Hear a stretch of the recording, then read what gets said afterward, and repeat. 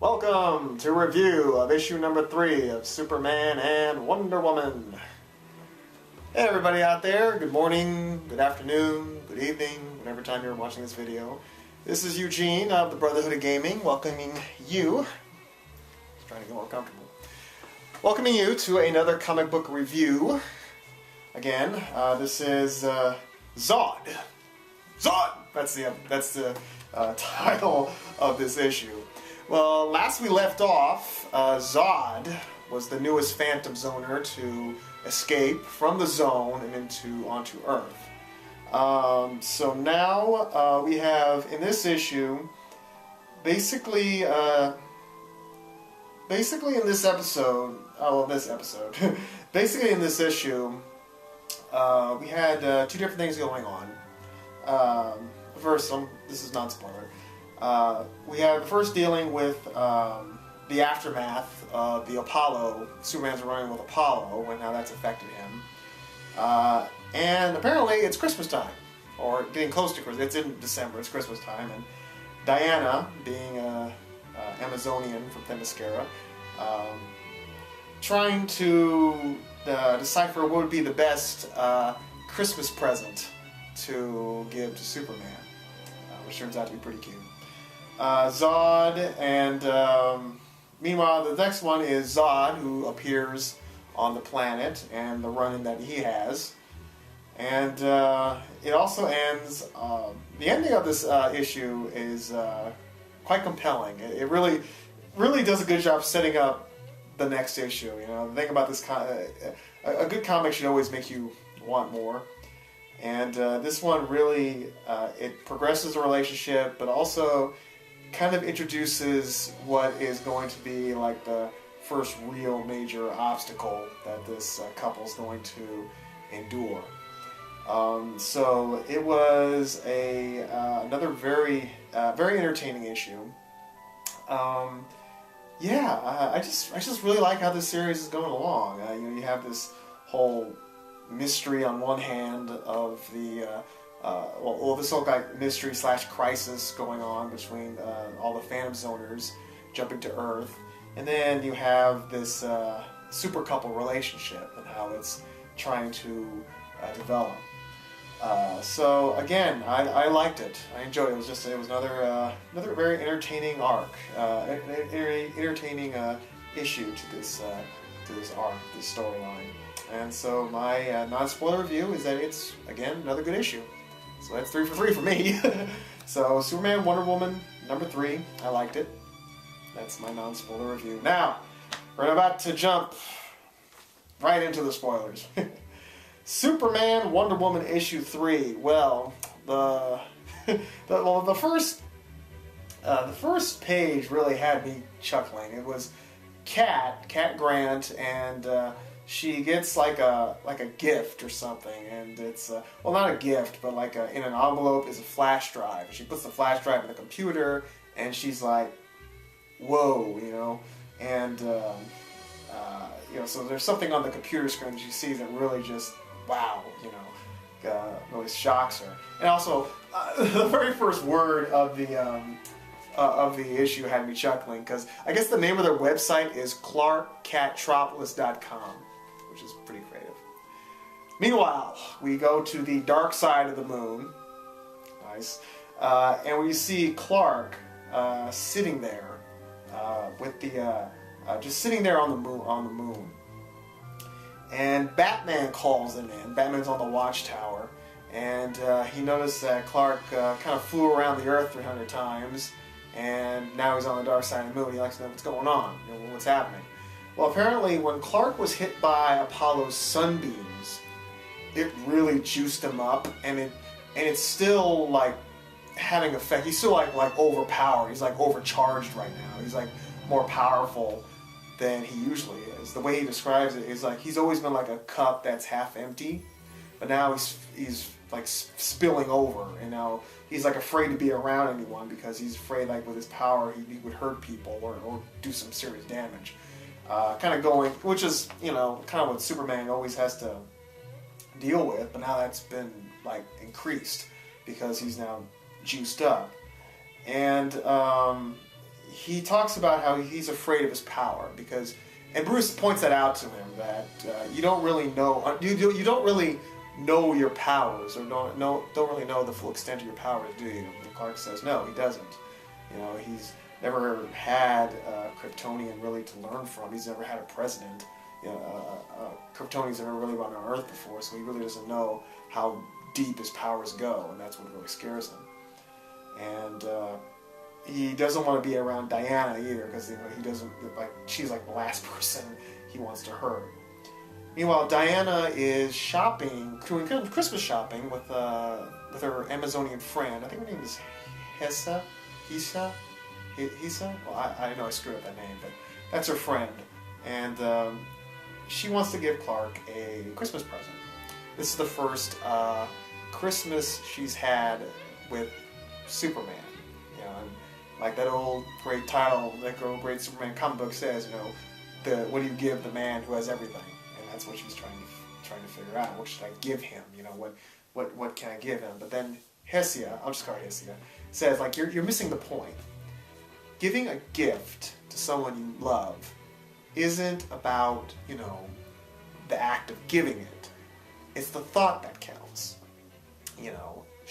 Give him something that shows that you know who he is and you know where he's coming from.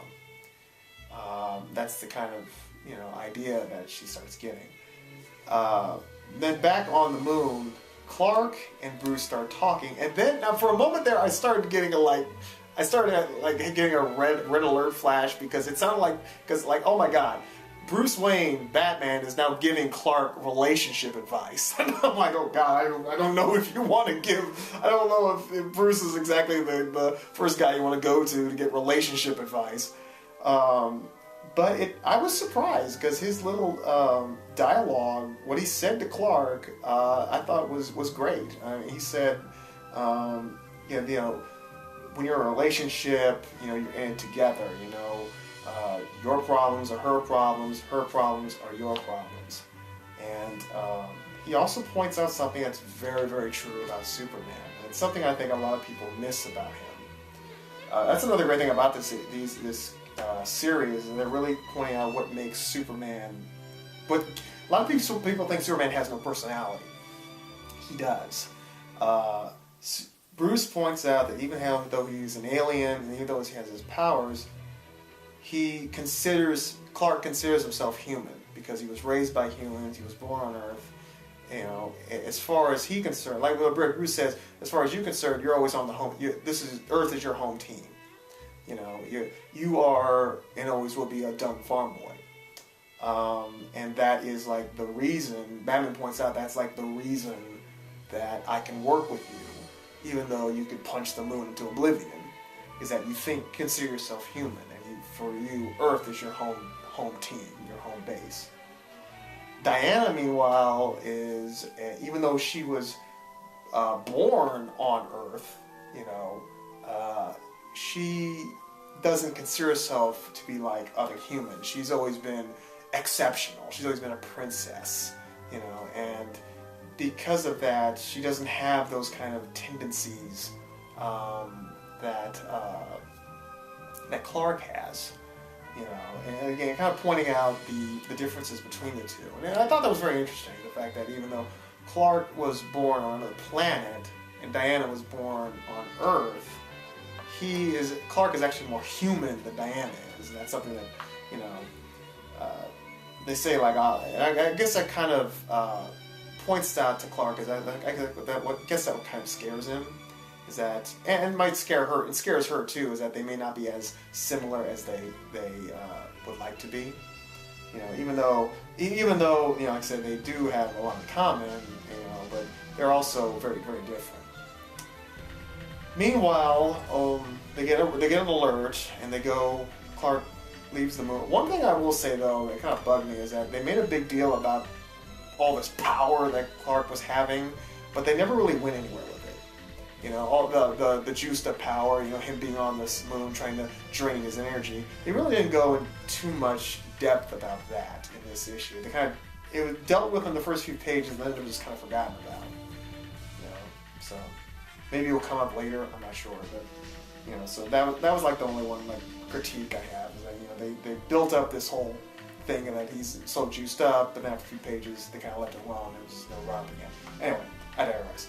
In the desert, Zod has appeared. This one guy who he crushed grabbed his leg and it's like saying something in Arabic. Zod crushes him. Then Zod jumps up in the sky and finds out he can fly. Then all of a sudden he's hit to the ground by the Martian Manhunter. And you see, and Zod then you see an appearance by the Justice League of America, or at least members of them, led by Steve Trevor. Steve Trevor's there, Martian Manhunter, Aquaman, and Vibe. And they try to subdue Zod, and fail miserably. Martian Manhunter and Zod try to encase him in glass. Zod breaks out. He knocks out Manhunter. One real funny moment was when Hawkman came behind with his, oh God, I forgot. Well, his weapon, you know what I mean, his weapon. And God, I'm sorry, I'm having a brain freeze. If you know what Hawkman's weapon is, please tell me. I'm sorry, I just completely just whiffed on it. But he hits him right in the back of Zod's head. And Zod just kind of stands up and looks at him. And I'm reading that, I'm like, guess that nth metal didn't work, huh, man? Damn, it doesn't work on Kryptonians on Earth. They are OP. Then suddenly Zod is roped up in the lasso of truth by Wonder Woman and is subdued. Superman shows up, and Steve Trevor, of course, is Diana's ex. And he has a little bit of a pissing contest with Superman. Talking about how they came here and, to respond to this alert and what's going on. Then Zod starts talking. When Zod speaks, I can't help but hear Terrence Stamp in my head. Are you from the House of El? You look like Jor-El. He's like, Jor-El's my father. Oh, indeed. I apologize for attacking. I was confused. Oh, and yes, I have learned your language. I observed from a distance, but I was able to pick it up. Zod is awesome. So Steve is upset because he's like, damn, this guy's a Kryptonian too. How many Kryptonians are here? I'm afraid of what these things are going to do to Earth. He asks Diana if he can come back with him to his headquarters, Argus, I think it's called. And Clark refuses. Clark brings him to the Fortress of Solitude because he tells Steve, I've seen what your government did. I saw what you did to me. I think referring to what happened in the Trinity War saga. I'm not afraid of what Zod will do to Earth. I'm afraid of what Earth will do to Zod. And Steve tries to, plead his case to Diana, but Diana sides with Superman. Stands by her man. Good one. They fly off to the Fortress of Solitude. A little funny moment where Superman has to keep Zod in a zoo in a cage.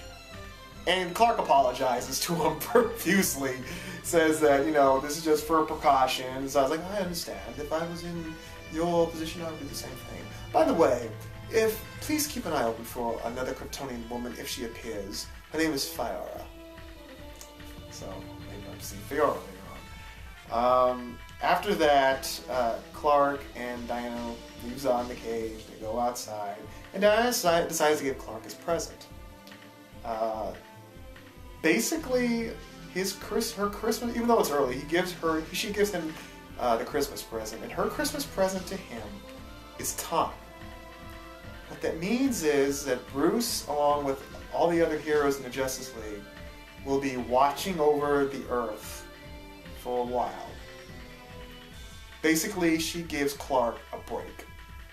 A small period of time where he doesn't have to worry about protecting the world.